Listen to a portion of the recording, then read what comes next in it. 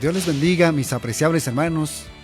Qué gozo es poder compartir la palabra del Señor con cada uno de ustedes. Nuestro Dios es un Dios fiel. Hemos visto su favor, hemos visto su bondad hasta el día de hoy. Hemos iniciado con bendición este año 2021, ¿verdad? Y especialmente el primer mes de este año, que es el mes de enero. Precisamente en este momento vamos a estudiar con precisión la palabra del Señor. Amados hermanos, es preciso entender el comienzo del ministerio del Señor Jesucristo cuando Él empezó su ministerio. Hubo un tiempo de preparación. Esto nos lleva a pensar en los 40 días de ayuno y 40 noches. ¿Cómo se estuvo preparando el Señor para este gran ministerio, el ministerio de salvación? Amados hermanos, el Señor Jesucristo, Él actuó conforme a la voluntad del Dios Padre. También es preciso entender que Jesús es el Mesías, es Dios mismo, es el Dios hombre encarnado,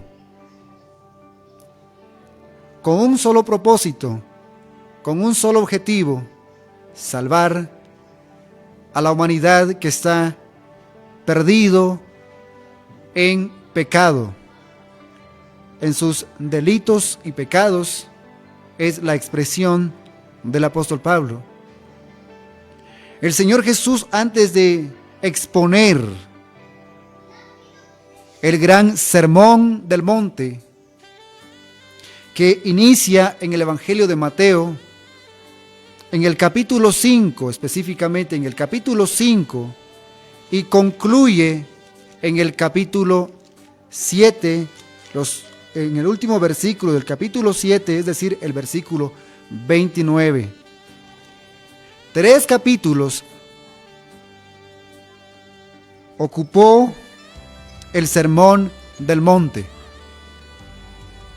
Y precisamente hoy vamos a estudiar los primeros 2 versículos de estos 3 capítulos, mis apreciables hermanos. El Señor Jesús, en capítulo 5, versículo 1 y 2, veamos el escrito de Mateo. Viendo la multitud, subió al monte, y sentándose, vinieron a él sus discípulos, y abriendo su boca les enseñaba diciendo. Ahí vamos a concluir nuestra lectura. Ese es nuestro enfoque, los versículos que vamos a estudiar en esta oportunidad. Mis amados hermanos, cuando nos vamos a Marcos capítulo 1, versículos 14 y 15, nos vamos a dar cuenta de cómo el Señor inicia este ministerio. Después que Juan fue encarcelado, Jesús vino a Galilea. Veamos su objetivo: predicando el evangelio del reino. Para predicar se usa la palabra keruso en el griego, que significa anunciar, proclamar, promover. ¿Qué es lo que anuncia? El evangelio del reino. Evangelio también es una palabra compuesta del griego. Es una palabra compuesta, 2 palabras compuestas. La primera palabra es eu, una E, una U, ¿verdad? Eu, que significa bueno, algo mejor, algo fantástico. Y luego Angelus, que significa mensaje. Entonces, al definir, significa buena noticia, un buen mensaje. ¿Cuál es ese buen mensaje? Es el reino de Dios. Diciendo, el tiempo se ha cumplido. El tiempo de Dios ha llegado, su momento, el Kairos, ¿verdad? Y el reino de Dios se ha acercado, arrepentíos y creed en el Evangelio. Eso es la razón de que eso hay que entender en primer lugar para entender también el Sermón del Monte. Si no vamos a entender lo que hay anterior, no vamos a entender el concepto que hay en este pasaje. Mis amados hermanos, hasta este momento en Mateo las palabras de Jesús han sido limitadas. Por ejemplo, capítulo 4, versículo 17. Desde entonces comenzó Jesús a predicar y a decir, arrepentíos porque el reino de los cielos se ha acercado, ha llegado. Versículo 19. Y les dijo, venid en pos de mí y os haré pescadores de hombres. Este es el llamado a los discípulos. Y la referencia a sus enseñanzas ha sido general. En 4:23, y recorrió Jesús toda Galilea, y enseñando en las sinagogas de ellos y predicando el evangelio del reino, y sanando toda enfermedad y toda dolencia en el pueblo. Ahora, en un mensaje muy completo, pero compacto, el Señor explica las verdades básicas del evangelio del reino que vino a proclamar. ¿Cuáles son esas verdades básicas del evangelio que Él proclamó y que nosotros anunciamos en este tiempo? Aquí empieza lo que tradicionalmente se ha llamado el Sermón del Monte. Aunque Jesús repitió muchas veces de estas verdades en otras ocasiones, pero hoy se encuentran en los capítulos 5 al 7, registra un mensaje continuo del Señor entregado en un momento específico. Tal como lo veremos a continuación, estas fueron verdades revolucionarias para las mentes de aquellos religiosos judíos que las oyeron. Y han seguido resonando con gran fuerza en las mentes de los lectores por más de 2000 años. He aquí la proclama del nuevo monarca, es decir, del nuevo rey que marca el inicio de una nueva era con un nuevo mensaje. Es importante, mis amados hermanos, entender el contexto bíblico. El mensaje del rey, el nuevo mensaje del rey está íntimamente relacionada con el mensaje del Antiguo Testamento, del cual era en realidad una reafirmación. Pero el énfasis del Evangelio, que significa buenas nuevas, era radicalmente distinto del entendimiento actual del Antiguo Testamento. Y representaba una asombrosa aclaración de lo que Moisés, David, los profetas y otros escritores inspirados de la palabra de Dios habían revelado. Además de eso, el mensaje de Cristo golpeó con mucha fuerza la tradición judía de la época, tal como golpea el día de hoy. Este mensaje no ha caducado. Este mensaje sigue vigente para estos tiempos, específicamente para nuestro tiempo actual. El último mensaje del Antiguo Testamento es este: Él hará volver el corazón de los hijos hacia los padres, o de los padres hacia los hijos, no sea que yo venga y hiera la tierra con maldición. Malaquías capítulo 4, versículo 6. Por el contrario, este primer gran sermón del monte del Nuevo Testamento empieza con una serie de bendiciones, a las que llamamos las bienaventuranzas. Bienaventuranzas significa, o bienaventurados significa dichosos, felices. Los encontramos en los versículos 3 al 12 del capítulo 5. El Antiguo Testamento termina con el anuncio de una maldición. El Nuevo Testamento comienza con la promesa de bendición. El Antiguo Testamento se identificó con el monte Sión, con la ley, sus truenos y relámpagos, y con sus advertencias de juicio y maldición. El Nuevo Testamento se identifica con el monte Sión,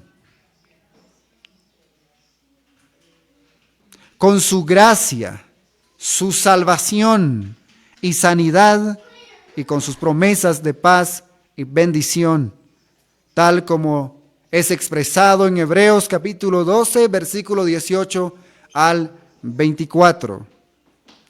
La ley del Antiguo Testamento demuestra la necesidad de salvación para el hombre, porque el hombre no puede guardar ni siquiera el 1% o ni siquiera el 0.1%, no puede guardar nada. Entonces su objetivo es lo que dice el apóstol Pablo en Romanos: el objetivo de la ley es mostrar la incapacidad del hombre, que el hombre no puede ganar el favor de Dios, por más que se considere bueno, por más que se considera un hombre amable, no puede ganar el favor de Dios. Amados hermanos, el mensaje del Nuevo Testamento ofrece al Salvador, al Señor Jesucristo. Este es una gran oferta, a fin de que el pueblo reconociera su pecado. Nuestro Señor tenía que empezar con una apropiada presentación de la ley, para luego ofrecer la oferta de salvación.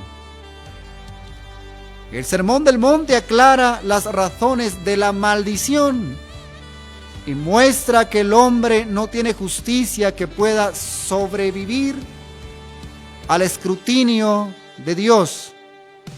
El nuevo mensaje ofrece bendición y es la oferta inicial del Señor. Hermanos, cuando pensamos en el hombre, ¿quién es el hombre? Entonces vamos a entender, comprender la naturaleza del hombre, su capacidad y también su incapacidad, porque vamos a poner en dos cuadros comparativos. En el primer cuadro ponemos a un Dios justo, a un Dios santo, a un Dios que no tolera pecado, a un Dios que no tolera la inmoralidad. ¿Por qué? Es que su naturaleza nos explica quién es Dios. Por eso es importante, mis amados hermanos, entender a Dios como es, estudiando sus atributos, las cualidades, las características de Dios. Y luego, en este siguiente cuadro, o el cuadro número 2, ponemos al hombre. un hombre desobediente,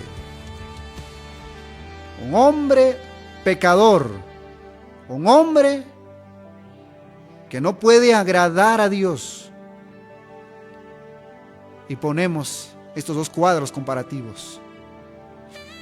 Entonces, y vamos a contestar la pregunta: ¿el hombre puede agradar a Dios? ¿El hombre puede ganar el favor de Dios? La respuesta es no. No. ¿Por qué? Romanos capítulo 6, versículo 23. Porque la paga del pecado es muerte. Y aquí está la oferta, más el regalo, más la dádiva de Dios. ¿En qué consiste? Es vida eterna en Cristo. La ley del Antiguo Testamento demuestra la necesidad de salvación para el ser humano. Eso es lo que demuestra, y el Nuevo presenta la oferta de salvación. Mis amados hermanos, la felicidad que Cristo ofrece no depende del esfuerzo propio ni de justicia propia, porque el hombre no tiene justicia propia. Isaías 64, 6. La justicia del hombre no es nada, no es más que un trapo de inmundicia, no sirve para nada. A eso es comparado la justicia del hombre, como trapo de inmundicia.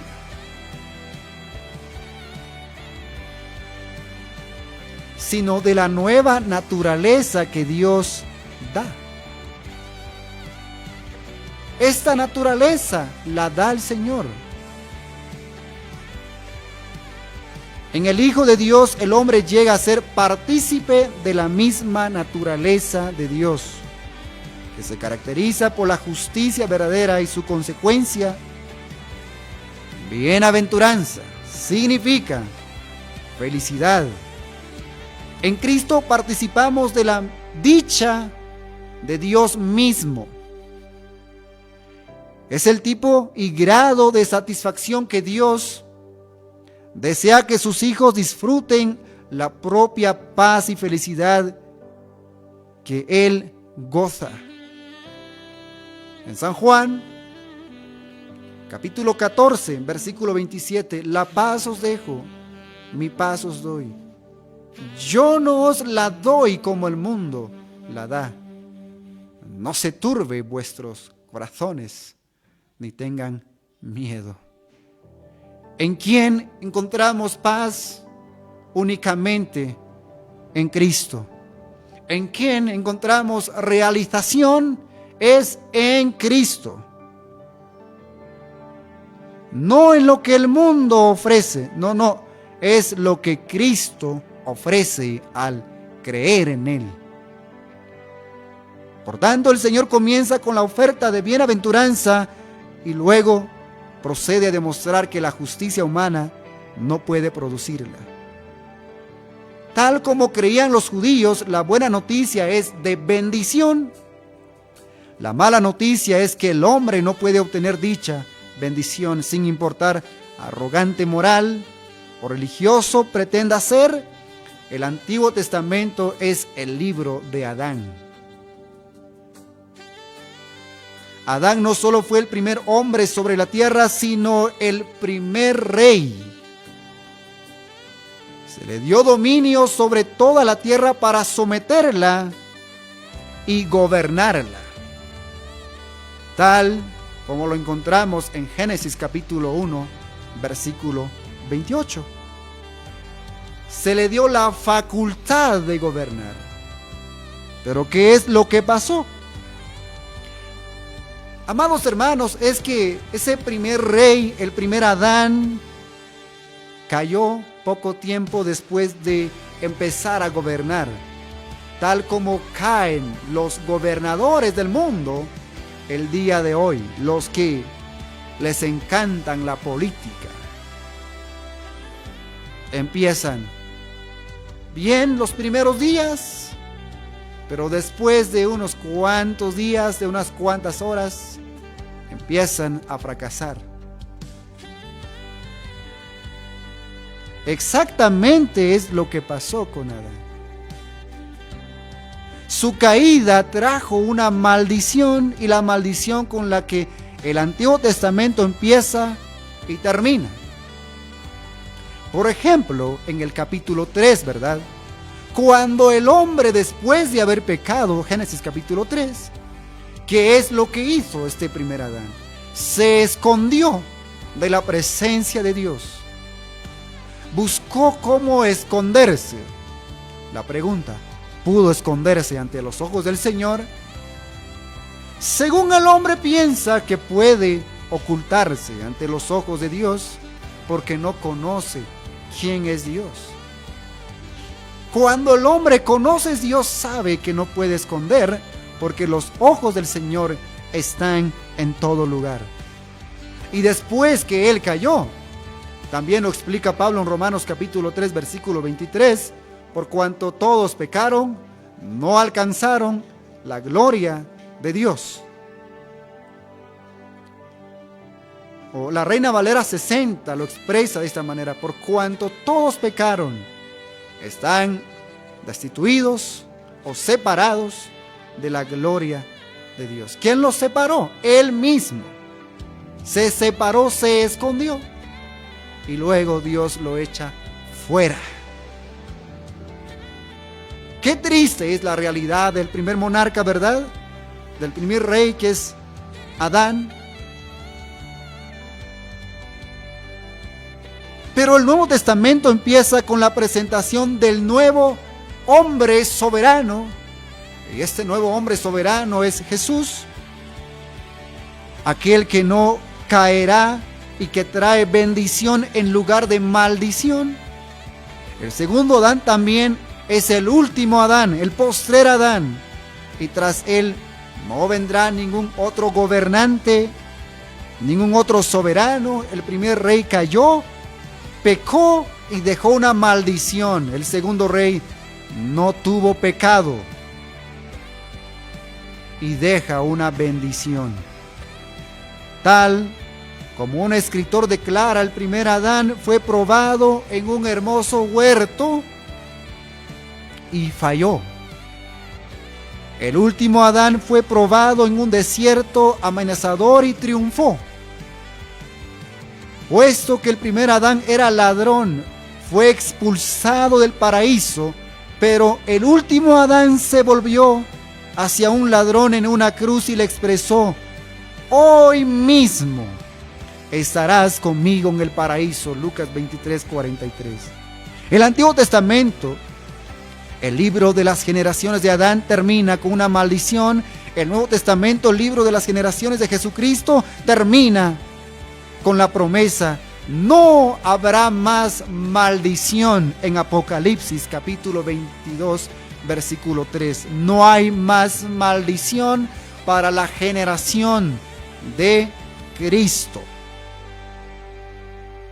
El Antiguo Testamento entrega la ley para mostrar al hombre en su miseria, y el Nuevo Testamento ofrece vida para mostrar al hombre en su dicha.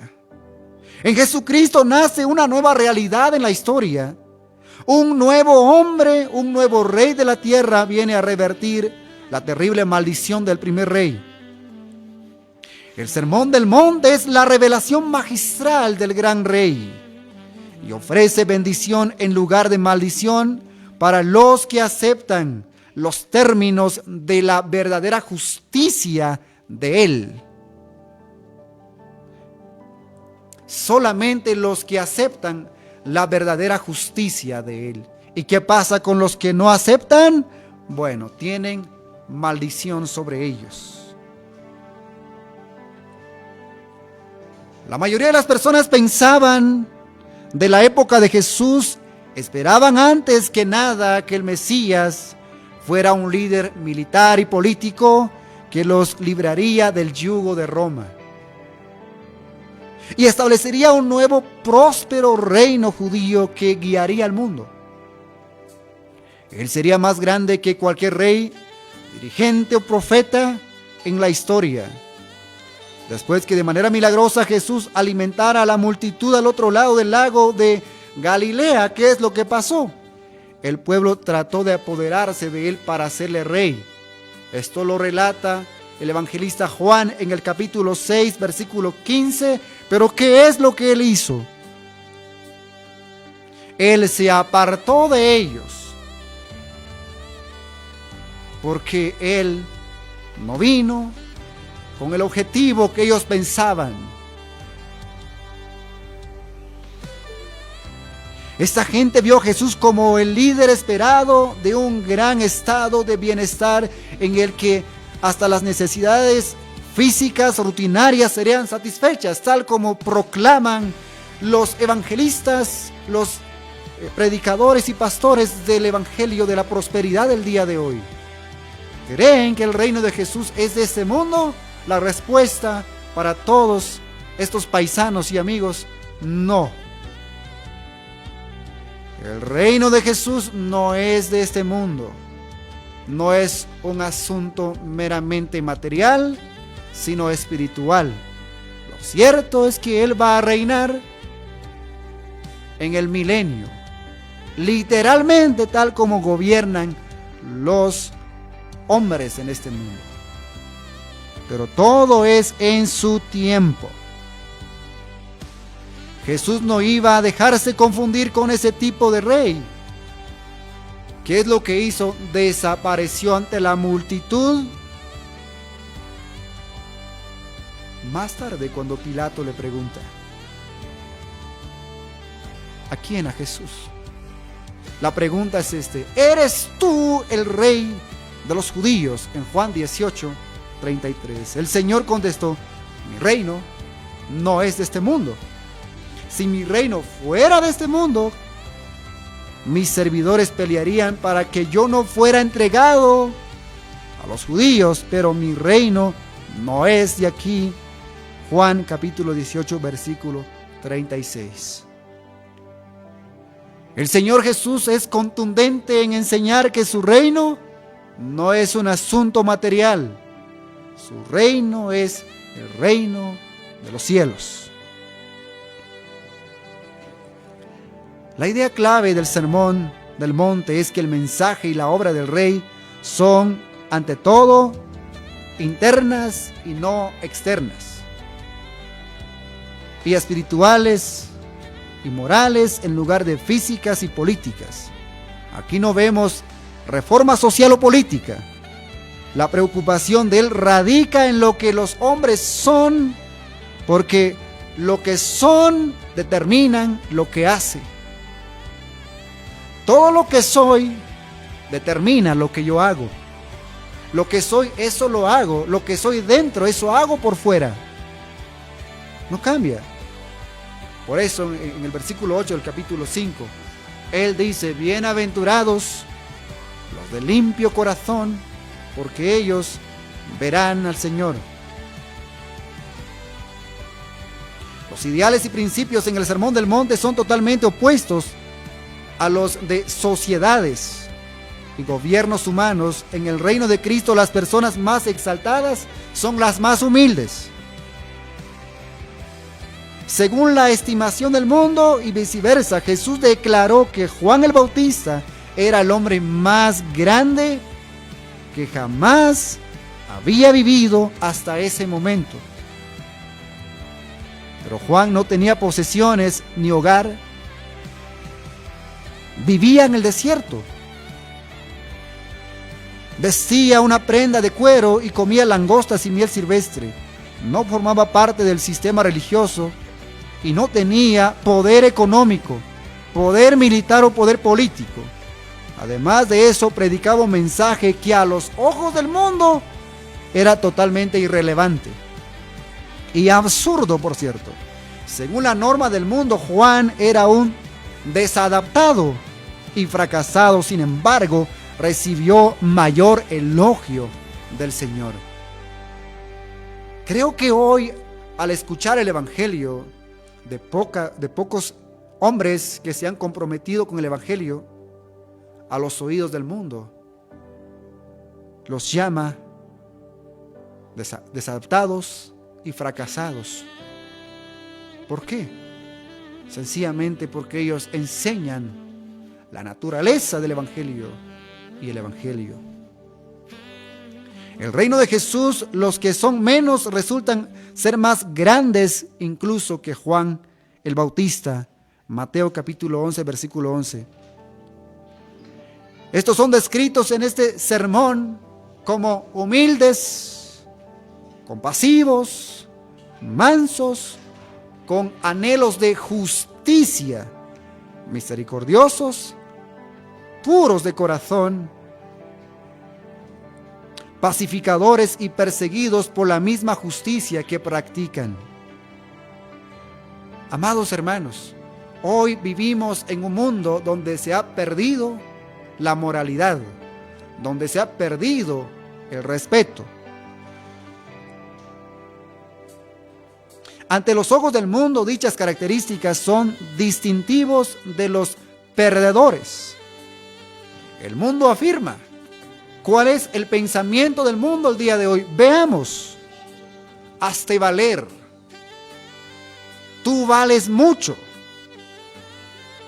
Saca la cara por ti mismo.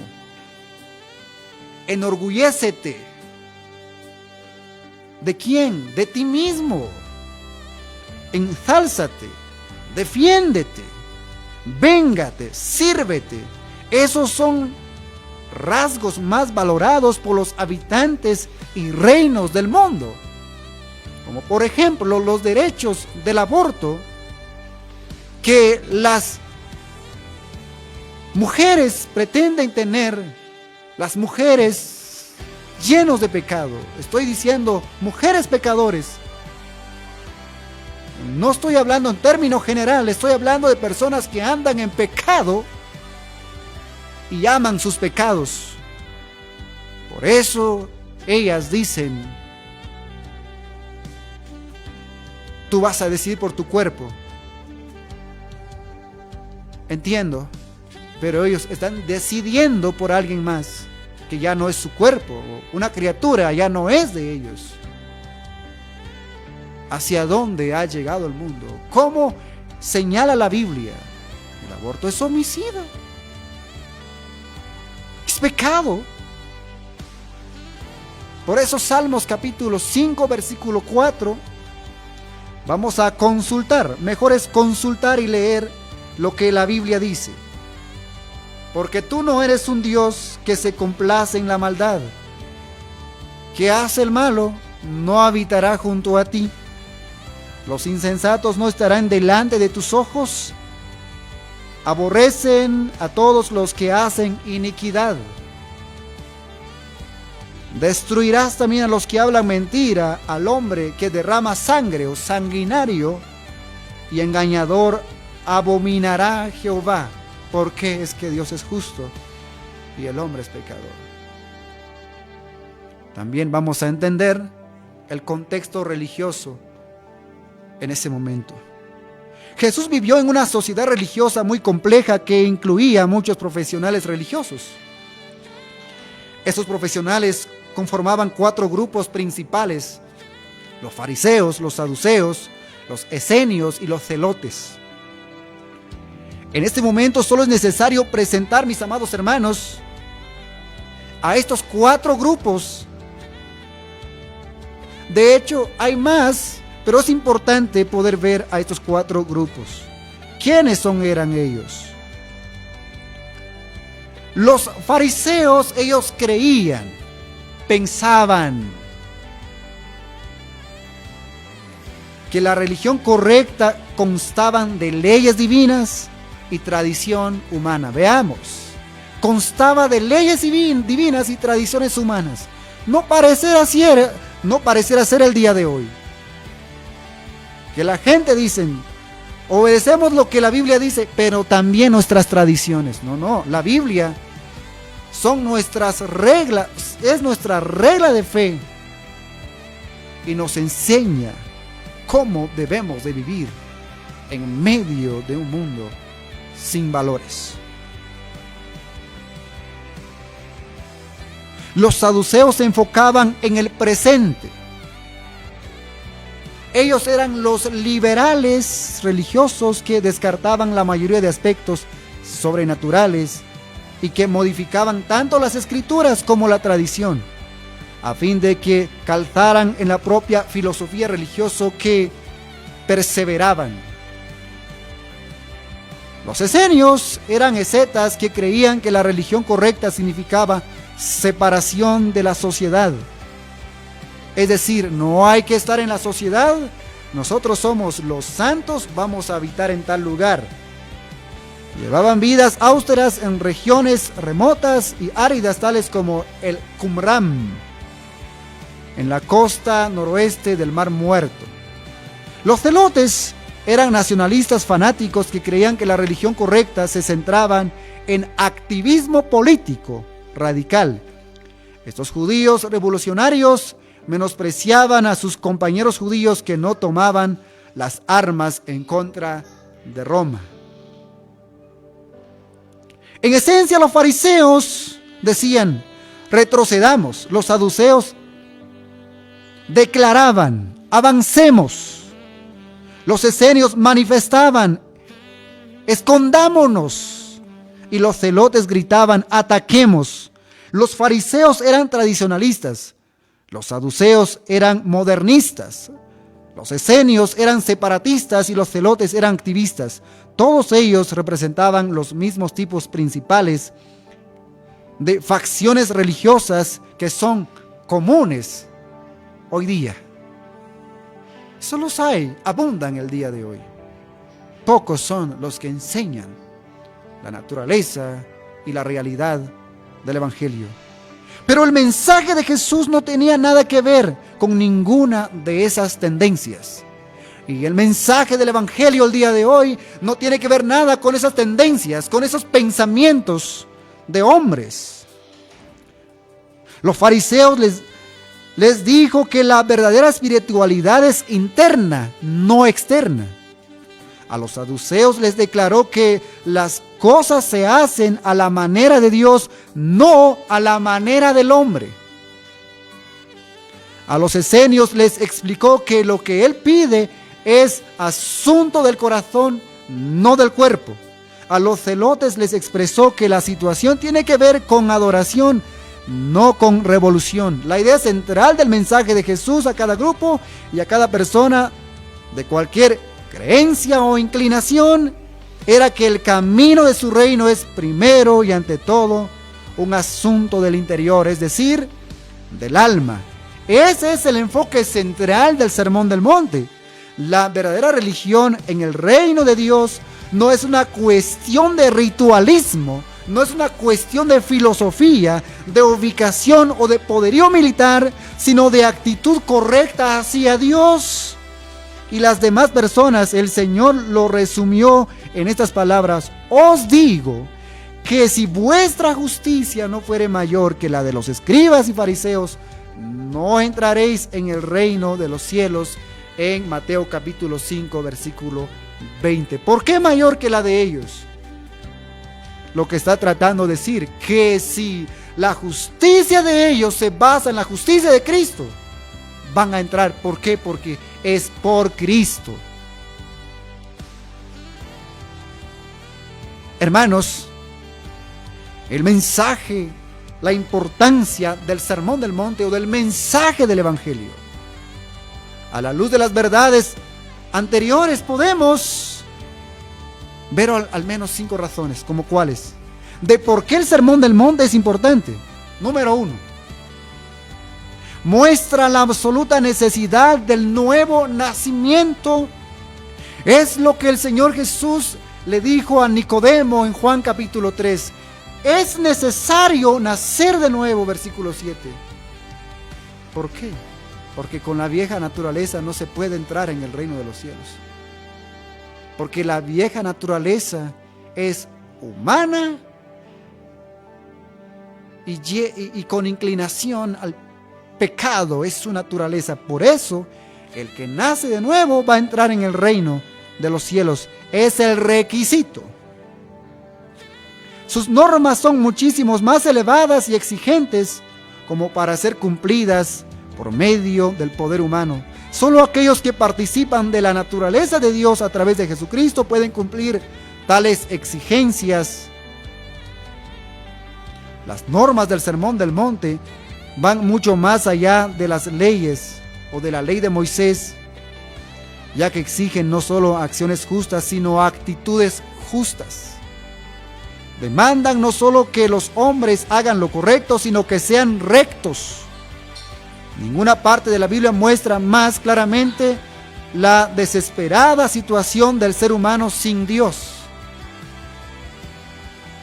Sin Dios nada puede hacer el hombre. El hombre es como polvo y el polvo no hace nada por sí mismo.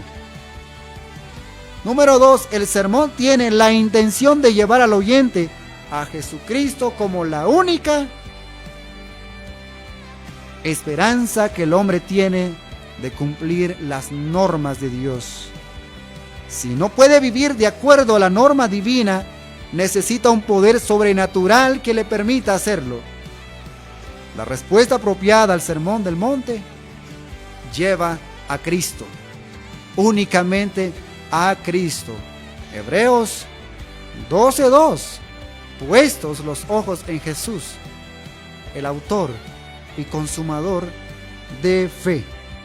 Número 3, el sermón ofrece el patrón de Dios para la felicidad y el éxito verdadero. El éxito verdadero no está basado según el pensamiento del hombre, sino está basado según Dios. Da a conocer las normas, las metas y las motivaciones que con la ayuda de Dios llevarán a cabo lo que Dios ha diseñado que el hombre sea.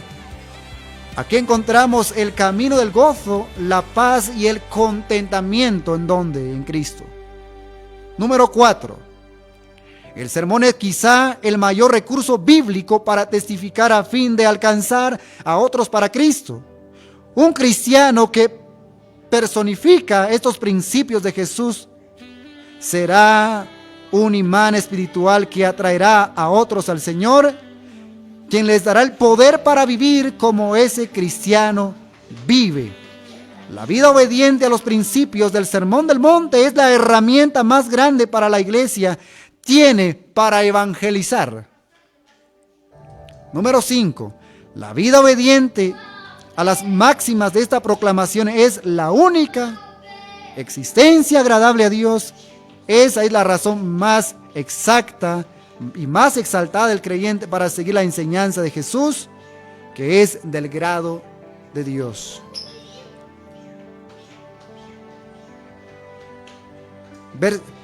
El versículo 1. Voy a releer. Viendo la multitud, subió al monte y sentándose vinieron a él sus discípulos. Había una gran multitud que van a escuchar el sermón, que van a escuchar el contenido del mensaje. Y Jesús les interesaba a las multitudes para enseñar, por las que tenía gran compasión, ya que se estuviera desamparadas y dispersas, sin pastor. Necesitaban escuchar el mensaje. Y mucha gente el día de hoy necesitan escuchar la esencia, la naturaleza del Evangelio. ¿Qué es lo que hizo el Señor? Simplemente Él proclamó, versículo 2, y abriendo su boca, ¿qué hizo? Les enseñaban, diciendo. Únicamente para enseñar es abrir la boca, pero primero se necesita estudiar. No hay otra forma, mis amigos, hermanos en Cristo, para enseñar debidamente el Evangelio. Solo hay que estudiar, hay que vivir y hay que enseñar, tal como cantan, ¿verdad? Tal como se canta. Este Evangelio hay que predicarlo, hay que vivirlo y hay que enseñarlo. Pero yo digo, hay que demostrarlo, no solo cantarlo. Hay que demostrarlo y hay que enseñarlo como tal. ¿Qué es lo que ustedes están haciendo el día de hoy? ¿Qué es lo que estamos haciendo? ¿Estamos enseñando con precisión la verdad del Evangelio? o simplemente estamos diciendo lo que se nos da la gana. Ya no es tiempo, sino que es tiempo de enseñar lo que la Biblia dice.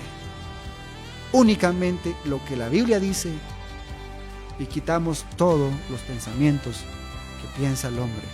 Apodérate, es tuyo, declara bendición. No, la Biblia no enseña que tú vas a declarar bendición sobre ti. La Biblia te pide obediencia a la fe. Únicamente son las exigencias del Nuevo Testamento. Que el Señor bendiga sus vidas. En esta oportunidad el Señor nos ha dado la bendición de compartir su palabra. Padre, te damos gracias por este tiempo de reflexión de tu palabra, Señor. Honramos tu nombre, porque eternamente y para siempre, Señor, tú vives. Tú deseas que el hombre pueda vivir conforme a los estándares de tu voluntad, mi amado Señor. Solamente a ti queremos agradar, y solamente, Señor, queremos vivir bajo los principios de tu palabra. Bendice mis hermanos de Canal 2 Evangélico. Sígales fortaleciendo, guiando cada día, Señor, para que también puedan sostener el canal, y será de mucha bendición para muchas personas. Oramos en el nombre de Jesús. Amén. Amén. Amados hermanos, que el Señor bendiga sus vidas, la paz del Señor en sus corazones.